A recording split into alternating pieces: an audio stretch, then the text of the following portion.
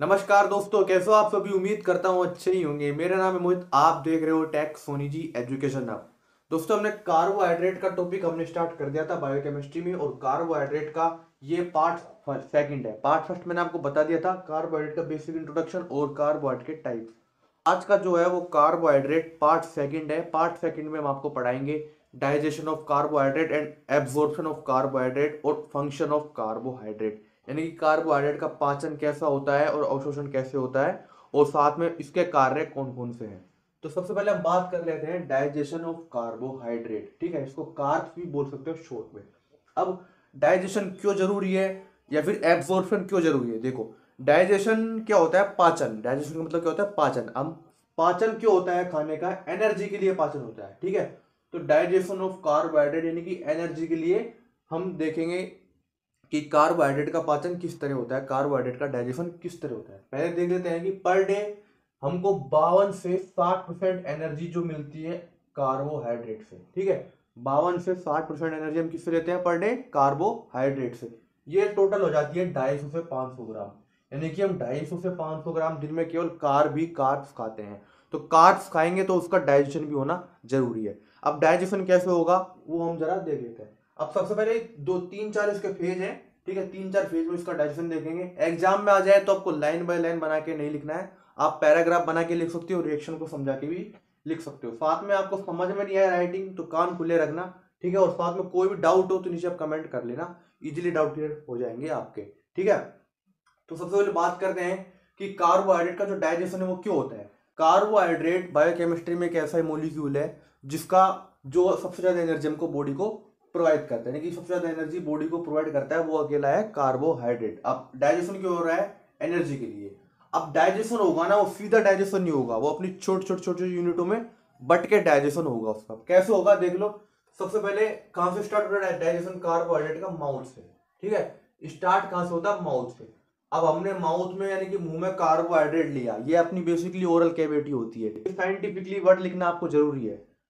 कहां से स्टार्ट होता है? माउथ से। माउथ में ओरल कैविटी रहती है। अब ओरल कैविटी में ग्लैंड आपने सुनी होगी, सलाइवरी ग्लैंड। सलाइवरी ग्लैंड क्या काम करती है? सलाइवरी ग्लैंड जो होती है भोजन के पाचन में यानी कि डाइजेशन ऑफ फूड में बहुत ही हेल्पफुल करती है, हेल्पफुल मदद करती है। ठीक है, अब ओरल कैविटी से फूड गया, सलाइवरी ग्लैंड मिल गई वहां पे, यानी कि फूड हमने माउथ में लिया, हमने ओरल कैविटी में लिया, वहां जाके क्या होगा? वहां जाके सलाइवरी ग्लैंड द्वारा सलाइवा का सीक्रेशन होगा। ठीक है, अब सलाइवरी एमाइलेज या सलाइवरी जो सलाइव होता है उसका सीक्रेशन होगा। अब ये क्या करेगा? सलाइवरी एमाइलेज ये एक्ट करेगा कार्ब्स के ऊपर। ठीक है, अब सलाइवरी एमाइलेज एक्ट करेगा किसके ऊपर? कार्ब्स के ऊपर। अब कार्ब्स के ऊपर एक्ट करेगा, उसको किस में चेंज कर देगा? माल्टोज में। ये उसको चेंज कर देगा। ठीक है, अब दोस्तों सलाइवरी ग्लैंड से सीक्रेशन होगा सलाइवा का। अब सलाइवा का सीक्रेशन होगा, सलाइवरी एमाइलेज जो है उसका सीक्रेशन होगा, वो किस पे एक्ट करेगा? कार्ब्स पे एक्ट करेगा। अब उसको माल्टोज में चेंज कर देगा। ये फॉर्मेशन होगा हमारा माउथ में, ये माउथ में फॉर्मेशन होगा। ठीक है, अब सेकंड फेज जो होता है, ये वाला जो फेज रहता है वो बहुत ही शॉर्ट टाइम के लिए रहता है। अब शॉर्ट टाइम के लिए क्यों रहता है? खाना खाया और हम थोड़ी देर के लिए चबाएंगे, यानी कि सबसे जो कम डाइजेशन होता है कार्बोहाइड्रेट का वो माउथ में होता है, यानी कि ओरल कैविटी में होता है। क्यों? क्योंकि फूड जो है वो कम टाइम के लिए हमारे माउथ में प्रेजेंट होता है। क्यों?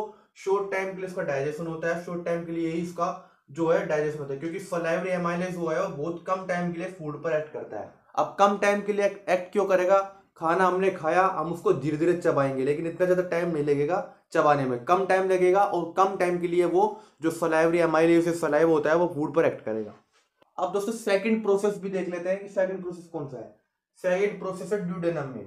खाना चले गया हमारे ड्यूडेनम में। ड्यूडेनम में क्या होगा? नेचुरल डाइजेशन हो गया। अब नेचुरल डाइजेशन हो गया तो किस तरह से इसका डेवलपमेंट होगा? देखो, ड्यूडेनम में नेचुरल डाइजेशन होगा। अब जहां जहां डाइजेशन होगा वहां निकलेगा जूस। कौन सा जूस निकलेगा? हमें पेनक्रियाटिक जूस।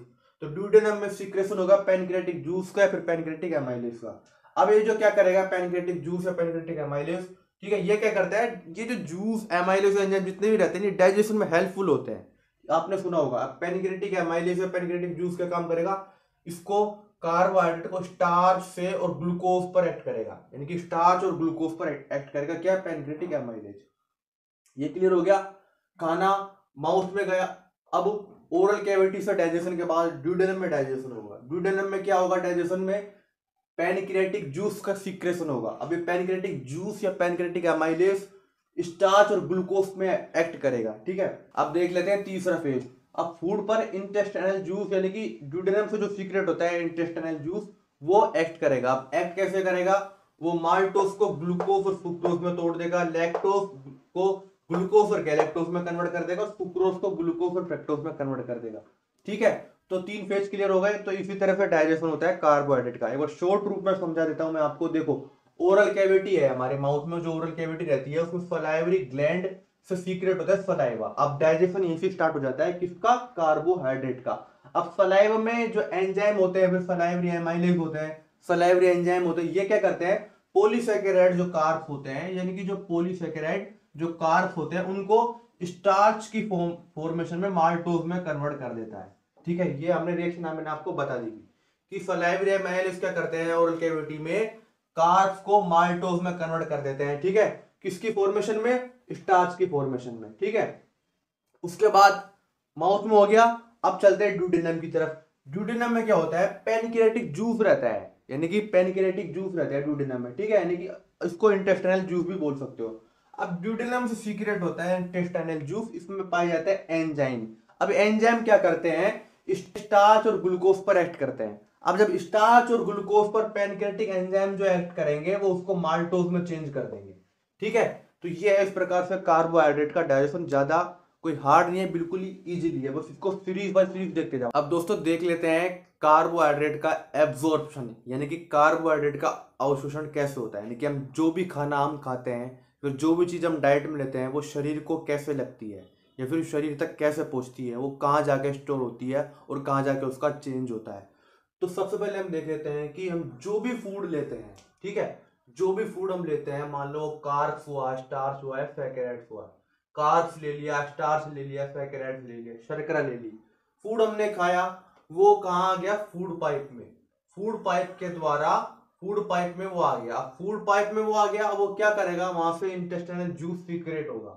फूड पाइप में इंटेस्टाइनल जूस सीक्रेट होगा, पैनक्रियाटिक जूस सीक्रेट होगा। अब इनसे क्या होगा? एंजाइम सीक्रेट होगा। ठीक है, एंजाइम का सीक्रेशन होगा। अब ये रिएक्शन करेगा। अब जैसे एंजाइम जो है वो रिएक्ट करेगा किसके ऊपर? कार्ब्स के ऊपर, स्टार्च के ऊपर, सैकराइड्स के ऊपर, या फिर जो खाना हम खाते हैं उसके ऊपर। कार्ब्स के ऊपर जो रिएक्शन करेगा, ठीक है, अब इसको किस में चेंज कर देगा? ग्लूकोज में। ग्लूकोज में चेंज कर देगा। किसको चेंज कर देगा? कार्ब्स को। क्यों चेंज कर देगा? क्योंकि ग्लूकोज ही एक एंड प्रोडक्ट है, ठीक है, जो कि स्टोर कहीं ना कहीं होता है। अब ग्लूकोज को, ठीक है, चेंज कर देगा ये। अब ग्लूकोज को चेंज कर देगा। ग्लूकोज जो है वो हमारी बॉडी में कहाँ स्टोर रहेगा और कहाँ से उसका जो ग्लूकोज जो कन्वर्ट हो जाएगा अपनी सेकेंडरी फॉर्म में आ जाएगा, वो सारे सारे डिटेल हम इसमें देख लेते हैं। देखो दोस्तों, मैं इजी लैंग्वेज में आपको समझा रहा हूं, ठीक है। ये डायग्राम के जरिए जो टेबल है उसके जरिए मैं आपको समझा रहा हूं। एग्जाम आपको ऐसे नहीं लिखना है, आप ऐसे लिख दोगे तो भी चलेगा, लेकिन तो भी चलेगा मतलब है अगर एब्जॉर्प्शन और डाइजेशन आ जाता है तो पूरा आपको पैराग्राफ बना के नीचे बाकायदा ऐसी रिएक्शन बना के समझा के लिखना है।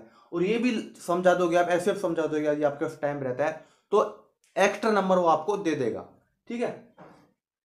तो ये है कि फूड हमने खाया, मान लो कार्ब्स खाया, स्टार्च खाया, सैकराइड्स खाया, हमने कार्बोहाइड्रेट का इनहेलेशन किया, वो फूड पाइप के द्वारा, जो फूड पाइप में इंटेस्टाइनल जूस रहता है, पैनक्रियाटिक जूस रहता है, वो ये क्या करेंगे? अपना एंजाइम का सीक्रेशन करेंगे। अब एंजाइम कहाँ पे रिएक्शन होगा? इनके ऊपर, ये रहा, ये रिएक्शन होगा सीधा इनके ऊपर, कार्ब्स के ऊपर। अब इसको चेंज किसमें कर देगा? ग्लूकोज में। अब ये ग्लूकोज ही पूरी हमारी बॉडी में घूमते रहेगा और कहाँ जाके स्टोर होगा वो मैं आपको कार्ब्स में क्लियर कर दूंगा, जो एब्जॉर्प्शन है उसमें क्लियर कर दूंगा, ठीक है। अब ये ग्लूकोज आ गया। अब ये ग्लूकोज हमारी स्मॉल इंटेस्टाइन यानी कि छोटी आंत की विलई में, ठीक है, विलई में जाके एब्जॉर्ब हो जाता है। ग्लूकोज आया स्मॉल इंटेस्टाइन की विलई में एब्जॉर्ब हो जाता है। अब विलई के द्वारा ये ब्लड सर्कुलेशन में, यानी कि ब्लड सेल में, हमारी जो रक्त कोशिका होती है उसमें चल जाता है ग्लूकोज। ग्लूकोज चले गया रक्त कोशिका, आपने सुना होगा फर्स्ट ईयर में एनाटॉमी, पोर्टल वेन जो लीवर के द्वारा जो लीवर तक जाती है। अब ये ब्लड जो सेल होती है वो उसमें ग्लूकोज होके ये आ जाएगा सीधा पोर्टल वेन में। अब एंटर कर चुका है ग्लूकोज पोर्टल वेन में। अब पोर्टल वेन लीवर तक जाती है तो लीवर में चला जाएगा ग्लूकोज, ठीक है। अब लीवर में चले गए ग्लूकोज तो यहाँ पे होगा इसका मेटाबोलाइज्म, या मेटाबोलाइज्म के लिए यूज होगा ग्लूकोज। अब पेनक्रियास, यानी कि अब पेनक्रियास जो है, पेनक्रियास द्वारा इंसुलिन का सीक्रेशन होगा। पैनक्रियास द्वारा इंसुलिन का सीक्रेशन होगा। अब इंसुलिन से जो ग्लूकोज है वो ग्लाइकोजन में कन्वर्ट हो जाएगा। ग्लूकोज ग्लाइकोजन में कन्वर्ट क्यों होता है? इंसुलिन के द्वारा, जो कि पैनक्रियास से सीक्रेशन होता है। अब ये ग्लाइकोजन में कन्वर्ट होने के बाद स्टोर होगा लीवर में, यानी कि कुछ पार्ट ग्लूकोज का लीवर में, यानी कि ग्लाइकोजन का कुछ पार्ट, यानी कि ग्लूकोज का कुछ पार्ट लीवर में स्टोर हो जाएगा। कुछ पार्ट बोल रहा हूं, सारा नहीं होता, कुछ पार्ट, ठीक है। अब ग्लूकोज लीवर में ग्लाइकोजन के रूप में स्टोर हो जाएगा, ठीक है। अब ब्लड सर्कुलेशन से वापस जाएगा हमारे स्केलेटल मसल्स के द्वारा, यानी कि हमारे जो मस्तिष्क की जो मसल्स होती है उसके अंदर, क्योंकि मैं आपको पहले बता चुका हूँ ग्लूकोज जो है वो हमारी ब्रेन एनर्जी प्रोवाइड करता है, यानी कि मस्तिष्क को एनर्जी प्रोवाइड करता है। तो स्केलेटल मसल में पहुंच जाएगा, ठीक है। अब स्केलेटल मसल में ग्लाइकोजन के रूप में कन्वर्ट हो जाएगा ये। अब ये क्या करेगा, अब इसकी एक्सेस फॉर्म, यानी कि कुछ जो फॉर्म रहती है वो तो सम, यानी कि कुछ फॉर्म लीवर में स्टोर हो गया ग्लूकोज, किसके रूप में? ग्लाइकोजन के रूप में। अब इसकी यानी कि ग्लूकोज की एक्सेस फॉर्म, यानी कि एक्सेस फॉर्म ऑफ ग्लूकोज जो लीवर व मसल्स में स्टोर नहीं हो पाती, यानी कि जो फॉर्म ग्लूकोज की लीवर व मसल्स में स्टोर नहीं हो पाती, वो कहां होती है? सैचुरेटेड फैटी में चेंज हो जाती है। दोबारा बता रहा हूं, ग्लूकोज की जो फॉर्म लीवर या मसल्स में स्टोर नहीं हो पाती वो किस में चेंज हो जाती है? सैचुरेटेड फैट में चेंज हो जाती है। अब ये सैचुरेटेड फैट कहां पर स्टोर होता है? हमारे एडिपोज टिश्यू में स्टोर होता है। तो देखो, ग्लूकोज लीवर में भी स्टोर हो रहा है, कुछ कुछ मात्रा में ग्लाइकोजन के रूप में स्टोर हो रहा है, फिर ब्लड सर्कुलेशन से स्केलेटल मसल्स में स्टोर हो रहा है, मसल्स में भी स्टोर हो रहा है ग्लूकोज, ठीक है, कुछ पार्ट में। अब ग्लाइकोजन में कन्वर्ट हो गया वापिस। अब इसकी एक्सेस फॉर्म, यानी कि ग्लूकोज जब लीवर में और मसल में स्टोर नहीं हो पा रहा है तो वो सैचुरेटेड फैट में बदल जाता है। और कहां पे चल जाता है? एडिपोज में, यानी कि दो दो तीन तीन काम है ग्लूकोज के। तो इतना ज्यादा इंपॉर्टेंट है ग्लूकोज। आगे जाके पढ़ेंगे हम अगले पार्ट में ग्लाइकोजेनेसिस क्या होता है, ठीक है। टीसीएस साइकिल आ जाएगा आपका, ये काफी सारी चीजें आ जाएंगी, यानी कि ग्लूकोज से मेटाबोलाइज्म आ जाएगा आपका कार्बोहाइड्रेट का, ठीक है। मेटाबोलाइज्म हम अगले पार्ट में पढ़ेंगे। तो ये जो ग्लूकोज है ना, ये आगे चलता रहेगा आपके लास्ट तक, ये आपको चलता रहेगा। तो समझ में आ गया? ज्यादा कोई हार्ड नहीं है, बस समझना जरूरी है। मैंने आपको बायोकेमिस्ट्री जब स्टार्ट करवाई थी तब मैंने आपको बता दिया कि ग्लूकोज जो है वो स्टोर रहता है किसमें? लीवर में स्टोर रहता है, किसके रूप में? ग्लाइकोजन के रूप में, ठीक है। कुछ मात्रा में स्टोर रहता है, सारी मात्रा में नहीं कि एक साथ ग्लूकोज लीवर में चला नहीं जाता, कुछ मात्रा में स्टोर रहता है। अब जब बॉडी को रिक्वायरमेंट पड़ती है, मान लो आप फास्ट करते हो, आपने व्रत रखा एक दिन का, आपने कुछ खाना पीना नहीं खाया, तो आप जी कैसे रहो, यानी कि आपको एनर्जी कहां से मिल रही है? अब वो एनर्जी कहां से मिलेगी? यानी कि ग्लूकोज की जो सेकेंडरी फॉर्म होती है ग्लाइकोजन, वो वापस चेंज हो जाएगी एनर्जी, यानी कि बॉडी की डिमांड है, भाई मैंने सुबह से लेकर शाम तक कुछ भी नहीं खाया लेकिन मैं जिंदा कैसे हूं? जिंदा आप ऐसे हो, आपका जो ग्लूकोज स्टोर है लीवर में वो ग्लाइकोजन के रूप में चेंज हो चुका है। अब बॉडी को डिमांड आती है, जो आपका सीएनएस रहता है, यानी कि सेंट्रल नर्वस सिस्टम जो रहता है वो डिमांड करता है, यानी कि मुझे कुछ ना कुछ चाहिए, मुझे ग्लूकोज चाहिए। तो वो वापिस क्या करता है? ग्लूकोज, यानी कि ग्लाइकोजन जो है रहता है, जो ग्लाइकोजन स्टोर रहता है लीवर में, ग्लूकोज जो है वो ग्लाइकोजन की फॉर्म में स्टोर रहता है लीवर में। अब वो वापिस बदल जाता है अपनी पहली फॉर्म के ऊपर, वापिस वो ग्लूकोज में चेंज हो जाता है। अब जब वो वापस ग्लूकोज में चेंज होगा तो हमारी बॉडी को एनर्जी प्रोवाइड करेगा। इसलिए जब आप फास्ट करते हो, व्रत करते हो, खाना नहीं खाते हो, तो इसलिए आप जिंदा रहते हो, इसलिए आपको एनर्जी मिलती रहती है, ठीक है। तो मैंने आपको शुरुआत के दिन बता दिया था जब बायोकेमिस्ट्री मैंने स्टार्ट कराई थी कि ग्लूकोज जो है ग्लाइकोजन में चेंज हो जाएगा, वो वापस जरूरत पड़ने पर ग्लाइकोजन से ग्लूकोज में चेंज हो जाएगा। तो दोस्तों अब हम देख लेते हैं फंक्शन ऑफ कार्बोहाइड्रेट। कार्बोहाइड्रेट्स का पार्ट 2 है ये, और मैंने आपको डाइजेशन करा दिया है, कार्बोहाइड्रेट का एब्जॉर्प्शन करा दिया है। अब हम पढ़ेंगे फंक्शन ऑफ कार्बोहाइड्रेट, कार्बोहाइड्रेट के क्या क्या कार्य हैं। वैसे तो काफी सारे हैं लेकिन मैंने आपके सामने 5 कार्य ऐसे मैंने लिए हैं, ये एग्जाम में आ सकता है। 5 फंक्शन मैं आपके सामने बता रहा हूं और आप बुक में से पढ़ सकते हो इसको, ठीक है। देखो, सबसे पहले जो इसका वर्क होता है वो होता है एनर्जी प्रोवाइड, यानी कि बॉडी को एनर्जी प्रोवाइड करता है कार्बोहाइड्रेट। सबसे अधिक मात्रा में एनर्जी प्रोवाइड करता है कार्बोहाइड्रेट। और यदि हम प्रोटीन ही प्रोटीन डाइट में लेंगे या फिर फैट ही फैट डाइट में लेंगे तो कुछ भी नहीं होगा, हमको कार्बोहाइड्रेट भी लेना जरूरी है। दोस्तों, बॉडी को अत्यधिक मात्रा में, आपको पता है कि कार्बोहाइड्रेट एनर्जी प्रोवाइड करता है। हंसना, खेलना, रोना, चलना फिरना, सोना, उठना, भागना, कसरत करना, जो इसमें क्या होती है? एनर्जी की रिक्वायरमेंट होती है। अब ये एनर्जी कहां से प्राप्त होगी हमको? कार्बोहाइड्रेट से।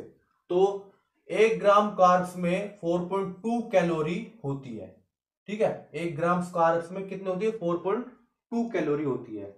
अब स्टार्च जो है वो ग्लूकोज में चेंज हो जाता है। अब ग्लूकोज बेसिकली एनर्जी प्रोवाइड करता है हमारी बॉडी को, ठीक है। और ग्लूकोज कहाँ पे चल जाती है, ब्लड वेसल्स में, हमारे रक्त वाहिनियों में चली जाती है और एनर्जी प्रोवाइड करती है ग्लूकोज में। यानी कि कार्बोहाइड्रेट की जो एंड प्रोडक्ट है वो है ग्लूकोज। तो कार्बोहाइड्रेट ग्लूकोज के रूप में एनर्जी प्रोवाइड करता है हमारी बॉडी को।